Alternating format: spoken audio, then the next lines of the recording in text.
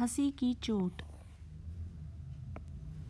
सासन ही सो समीर गयो अरु आंसुन ही सब नीर गयो ढरी तेज गयो गुण लय अपनो अरु भूमि गई तन की तनुता करी देव जिय मिलबे ही की आस की आसहु पास आकाश रहो भारी जा दिन तय मुख फेरी हरि हरे हसी हेरी हियो जू लियो हरि जू हरि।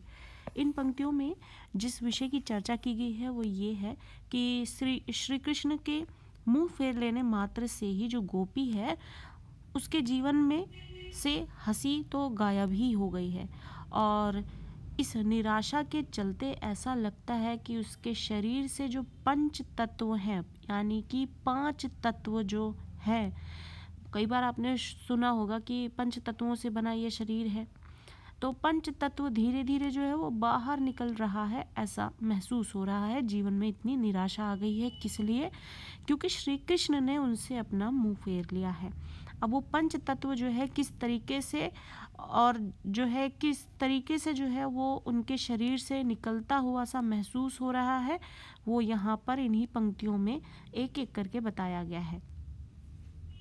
अब यहाँ पर गोपी बताती हैं कि सासन ही सो समीर गयो अरु, सासन ही यानी सांसों, ब्रीद करना जो होता है, ब्रीदिंग से ही जो है सांस लेने मात्र से ही जो है वो हवा का जो तत्व है वो खत्म हो गया है। अरु आंसुन ही सब नीर गयो ढरी, और आंसुओं से ही सारा नीर यानी कि पानी बह गया है। गयो ढरी यानी बह गया है। तो ये एक तत्व हो गया, ये दूसरा तत्व हो गया। तेज गयो, तेज सभी को मालूम है कि तेज क्या होता है। शरीर में जो भी जो तेज है, जो प्रभाव है, वो गयो गया, गुण लय अपनो, वो सभी गुणों को लेकर जो तेज है वो भी चला गया है। ये तीसरा तत्व गया। अरु भूमि गई तन की तनुता करी, और जो भूमि तत्व है, चौथा तत्व, और भूमि गई और भूमि तत्व चला गया, तन की तनुता करी, तन की शरीर की जो शरीर के का सूख जाना सिर्फ चिंता करने के कारण, क्योंकि जीवन में अनेकों दुख हैं। तो तन की तनुता करी, तन की तनुता करने मात्र से जो है भूमि तत्व भी खत्म होता दिख रहा है।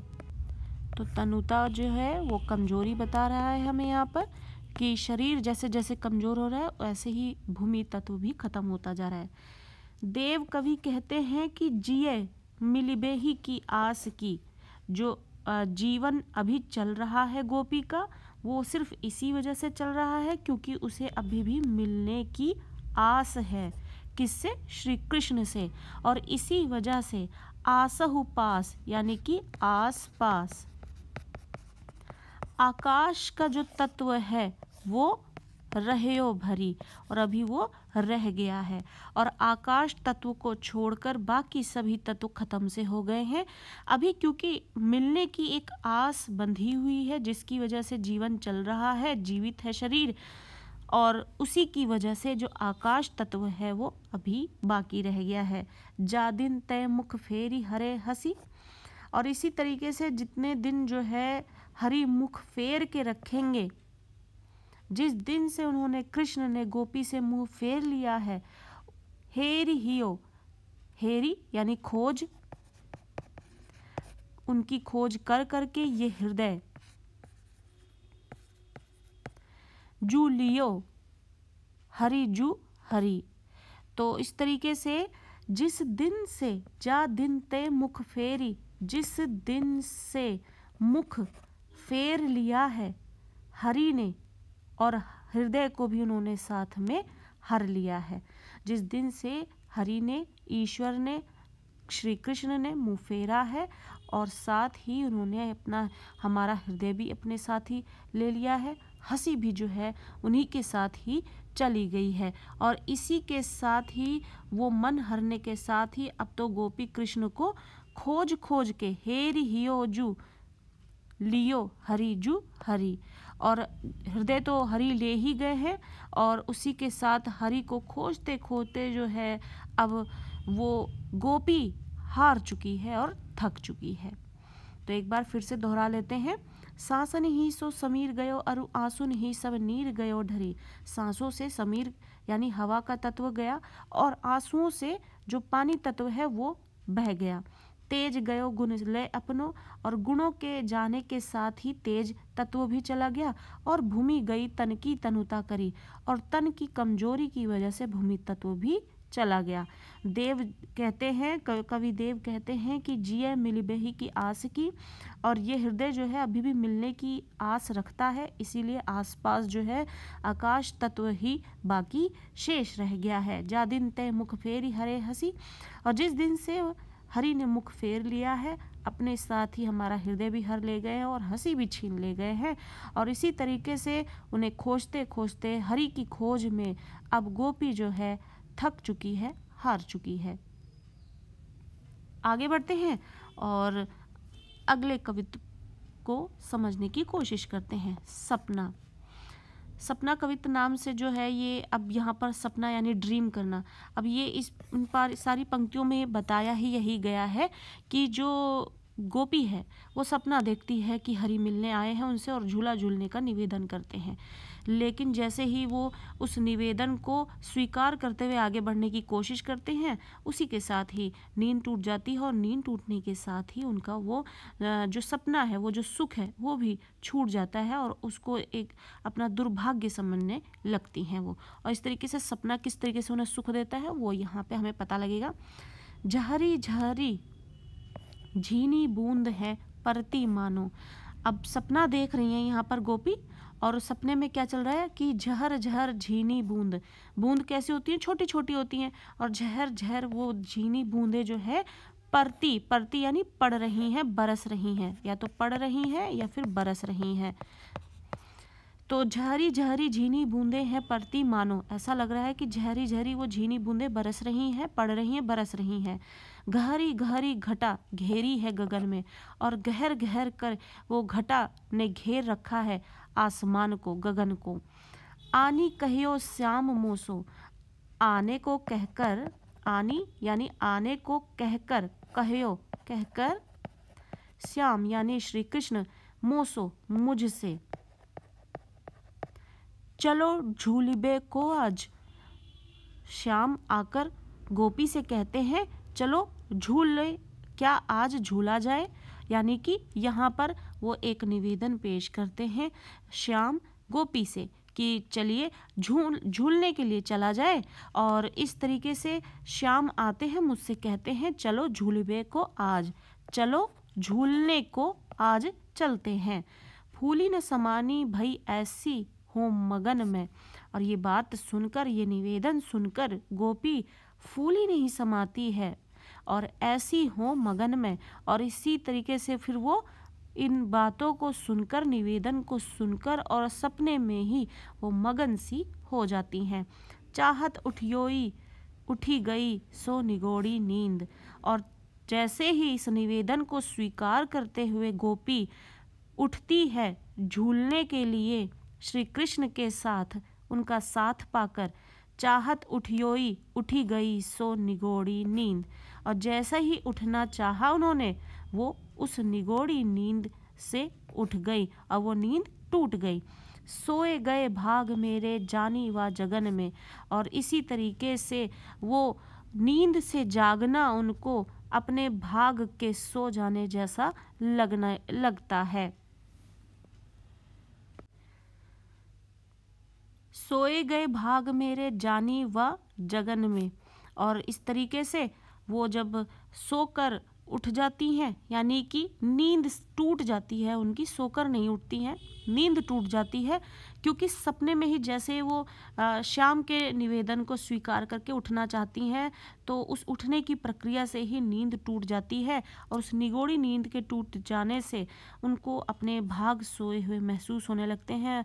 और जानती हैं जानी व जगन में, आँख खोली देखूं तो न घन है न घनश्याम।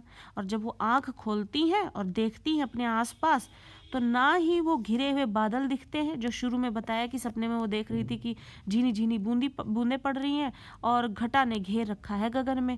तो ना तो घन है, घन यानी बादल, और ना ही घनश्याम है यानी श्री कृष्ण है, जो कि उनके पास निवेदन लेकर आते हैं कि वो झूला झूलने के लिए चलना चाहते हैं, आज उनके साथ उनका संग चाहते हैं।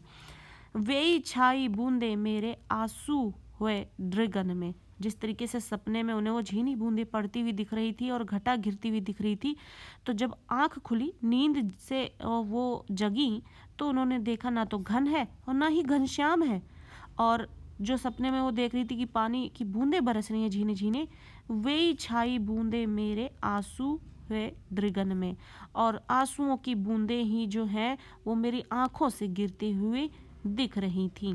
तो इस तरीके से यहाँ पर सपना में ये बताया गया है कि किस तरीके से एक तो संयोग यहाँ तक था, कहाँ तक था, जब उन्होंने सपना, जब तक वो देख रही थी चलो झूलिवे को आज फूली न समानी भई ऐसी हूँ मगन में, और यहाँ तक की पंक्तियों में तो वो संयोग में थी क्योंकि यहाँ श्री कृष्ण मिल रहे थे, और उसके बाद की पंक्तियों में यहाँ पर वियोग का दर्शन होता है। तो यहाँ पर इन दोनों ही संयोग और वियोग दोनों के दर्शन होते हुए नजर आ रहे हैं। एक बार फिर से दोहरा लेते हैं। झहरी झहरी बूंद है पड़ती मानो, झहरी झहरी झहर झहर कर झीनी बूंदें जो है पड़ रही थी। सपने में गहरी गहरी गहरी घटा घेरी है गगन में, और गहर गहर घटा जो है गगन में आसमान में घेरी हुई दिख रही थी। आने का कहकर आने कहियो श्याम मोसो, आकर श्याम उनके सपने में कहते हैं चलो झूलवे को आज, चलो झूलने चलते हैं आज, फूली न समानी भई ऐसी हूँ मगन में। और ये निवेदन सुनकर श्री कृष्ण से मैं फूली नहीं समाती और मगन हो जाती हूँ।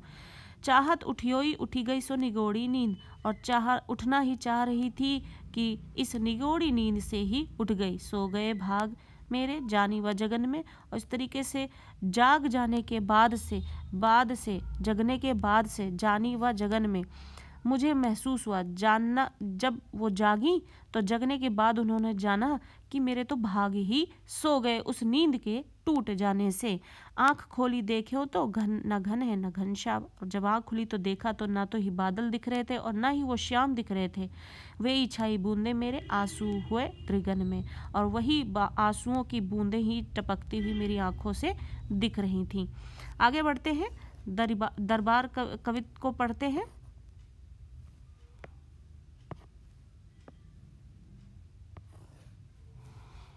दरबार, जैसा कि हम सभी जानते हैं, जैसा कि राजा का दरबार होता है, उस तरीके के दरबार की यहाँ पर चर्चा की गई है। कितना पतनशील दरबार है, क्योंकि हर कोई जो है यहाँ पे रंग रीझ में ही उलझा हुआ है। अपने जीवन में विलासिता को वो ज़्यादा महत्व दे रहे हैं, ना कि दरबार की जो दरबारी जीवन जो है उसकी ओर कोई ध्यान नहीं दे रहा कि राजा को अपना कौन सा काम करना चाहिए, प्रजा को अपने कौन से कर्म करने चाहिए, राजा को प्रजा की ओर क्या जिम्मेदारी है, प्रजा की क्या जिम्मेदारी है, उसका राजा कैसा है, उन्होंने अपने राजा कैसा चुना है, और इस तरीके से सब कुछ उल्टा सीधा चल रहा है। और जो दरबारी लोग हैं वो तो अपने जीवन में विलासिता की ओर उन्होंने मुख कर लिया है, और प्रजा जो है तकलीफ देख रही है। इस तरीके का जो पतनशील दरबार है उसकी चर्चा यहाँ पर की जा रही है। ऑब्वियस सी बात है कि कोई राजा हो और वो अपने प्रजा की देखभाल कर रहा है, सब कुछ विकास हो रहा है, प्रजा जो है सुखी है, राजा का भी जीवन अच्छा चल रहा है, यही अच्छी तरीके से जो काम जो है अच्छी तरीके से चले, हर कोई अपने अपने जीवन में सुखी हो, अच्छा दरबारी जीवन जो है यही है।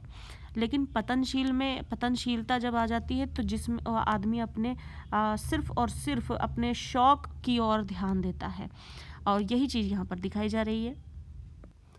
साहिब अंध मुसाहिब मूक, सभा बहिरी रंग रीझ को माचो, भूल्यो तहाँ भटकियो घट अवघट, बूढ़िबे को काहू कर्म न बाच्यो, भेष न सूझ्यो कहियो समझियो न, बतायो सुनियो न कहा रुचि राच्यो, देव तहाँ निबरे नटकी बिगरी, मति को सगरी निसी नाच्यो। अब पूरी पंक्तियों में यही बताया गया है। तो किस तरीके से जो चाटुकारिता और जो पाखंड लोगों ने दरबार में भर रखा है, और सिर्फ अपनी विलासिता की ओर ध्यान दे रखा है, जिसकी वजह से ये दरबार जो है पतनशील हो गया है, इसका अंत नज़दीक दिख रहा है। अब देखते हैं साहिब यानी जो साहब है यानी कि जो राजा है वो अंधा है, अंध यानी अंधा है। मुसाहिब जो है मूक है, साहिब अंध है, मुसाहिब मूक है और सभा बहरी है। तो इस तरीके से जो दरबार में जो लोग हैं जिनकी अपनी अपनी एक भूमिका है, उस भूमिका को लोग निभा नहीं रहे हैं, जिसकी वजह से सब कुछ गलत हो रहा है, क्योंकि राजा जो है वो अंधा हो चुका है। दरबारी जो है मुसाहिब, जो दरबार में अन्य लोग हैं जो राजा के बाद की पोजीशन पर जो आते हैं, वो सब मूक हैं, कुछ नहीं बोल रहे हैं, गूंगे हैं।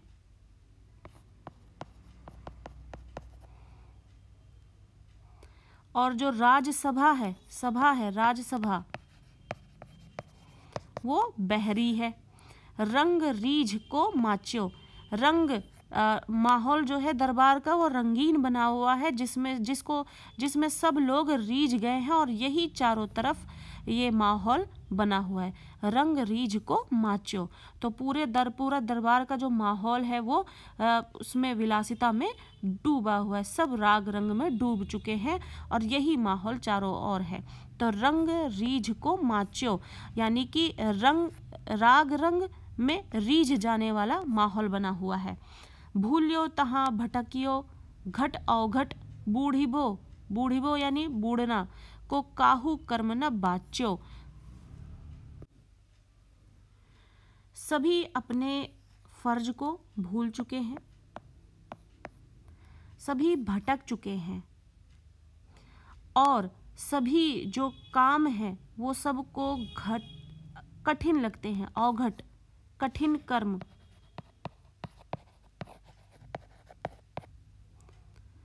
वो कठिन कर्म लगते हैं लोगों को, वो रास्ता ही कठिन लगता है। इसकी वजह से सब कुछ जैसे बूढ़ सा गया है, खत्म सा हो गया है, कोई भी कर्म अब ऐसा नहीं बचा है जो किया जा सके। काहू कर्म न बचियो, कोई भी कर्म नहीं बचा है अब करने को, यानी जो दरबार के लोग हैं, राजा है सबसे पहले, फिर उसके बाद जो उनका राज दरबार में जो लोग मौजूद है राजा के बाद के, जिनको अपनी जिम्मेदारियां निभानी होती हैं, उसके बाद राजसभा, ये सभी के सभी तो रंग राग में डूब चुके हैं। तो ये लोग अपना फर्ज पहली बात तो भूल गए, अपने रास्तों से भटक चुके हैं और सभी काम जो है उन्हें अब कठिन और रास्ते भी कठिन लगने लगे हैं। कोई इस तरीके का काम ही नहीं बचा जिसको उन्हें करने को मन करे।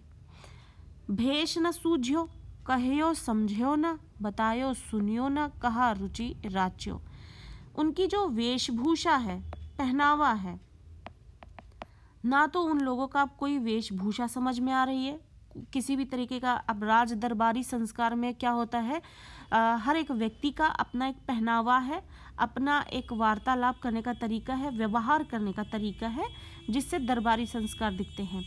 तो इन लोगों की ना तो कोई वेशभूषा समझ में आती है, ना ही कुछ कहा हुआ समझ में आता है, ना ही कुछ बताया हुआ सुना जाता है, और ना ही इनकी किसी चीज़ में कोई रुचि रह गई है, किसी भी तरीके का कोई इंटरेस्ट नहीं रह गया, कोई इच्छा नहीं रह गई। कवि देव कहते हैं, तहाँ निबरे नट की बिगड़ी मति, निबरे नट में, इसमें आप देखेंगे पहली बात तो कि अनुप्रास अलंकार है। निबरे नट यानी कि नट का मतलब होता है कलाकार, वो कलाकार जो अपनी प्रतिभा को भूल चुके हैं। निबरी नट मतलब, अब मान लीजिए संगीतकार है कलाकार, वहाँ पर अब उसको संगीत ही नहीं आता है, वो अपने कला को भूल चुका है। तो निबरे नट की बिगड़ी मति मतलब बिगड़ी हुई बुद्धि, मति मतलब बुद्धि, और बिगड़ी मतलब बिगड़ी हुई, को सगरी निसी, सगरी यानी सारी, निसी मतलब रात, नाच्यो नाच। अब इस तरीके से दरबार में जो बेहतरीन कलाकार होते हैं उन लोगों की कोई पहचान ही नहीं रह गई है। और जब लोगों को काम करने वालों को, दरबारी लोगों को जब कलाकार लोगों की पहचान नहीं रह गई है, तो निबरे नट यानी वो कलाकार जिनके पास कला और प्रतिभा है ही नहीं, ऐसी बिगड़ी मति को सगरी निसी नाचो। और वो इस तरीके से बिगड़ी हुई मति यानी बुद्धिहीन होते हुए वो लोग चापलूसी के चलते, यानी कि राज्य में रुचि तो है ही नहीं, अब दरबार में सिर्फ चापलूसी चल रही है और चापलूसी करके लोग अपना अपना काम बना रहे हैं, अच्छा मान रहे हैं उसी को, और अच्छे गुण की कद्र उन्हें आती नहीं है। अब कवि देव जो है बताते हैं कि कला से जो भटके हुए कलाकार हैं उन्हीं की मति बिगड़ चुकी है, जिसे आधी रात नचाया जा रहा है। राजा और दरबारी अपना कर्तव्य भुलाकर रूप सौंदर्य में खो गए। चापलूस लोग राज्य और राजा को अपने इशारों पर नचा रहे हैं। तो इस तरीके से जो बिगड़ी हुई मति है वो उसकी वजह से जो चापलूस लोग हैं वो राज्य को भी और राजा को भी अपने इशारों पर नचा रहे हैं। यहाँ पर कला की कोई पहचान नहीं रह गई है और साहिब तो अंधा है ही, मुसाहिब भी मूक है यानी गूंगा है, और सभा जो है वो बहरी है। रंग रीझ को माचो, और राग रंग में ही सब रीझे हुए हैं, उसी के आकर्षण में सब फंसे हुए हैं। हर कोई अपना फर्ज भूल चुका है, हर कोई अपनी राह से भटक गया है और सभी काम लोगों को कठिन नजर आते हैं। कुछ भी करने लायक काम उन्हें नजर ही नहीं आते, कोई भी कर्म बचा ही नहीं है।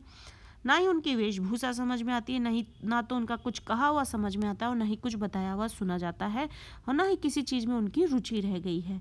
कवि देव कहते हैं कि एक तह निबरे नट की बिगड़ी मति को सगरी निसी नाच्यो।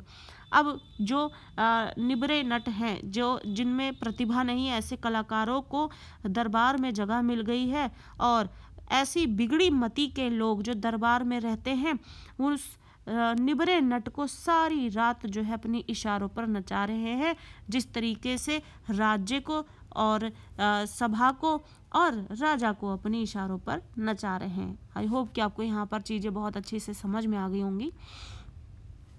वर्ड टू वर्ड आपको चीज़ें क्लियर करने की पूरी तरीके से कोशिश की गई है, और इसी तरीके से चैनल के साथ बने रहें जिससे कि आपके लिए टाइमली अपडेट्स जो आपको मिलती रहें कि आपको कौन सा कंटेंट प्रोवाइड किया जा रहा है जो कि आपके एग्जाम पर्पस से काफ़ी यूज़फुल रहने वाले हैं।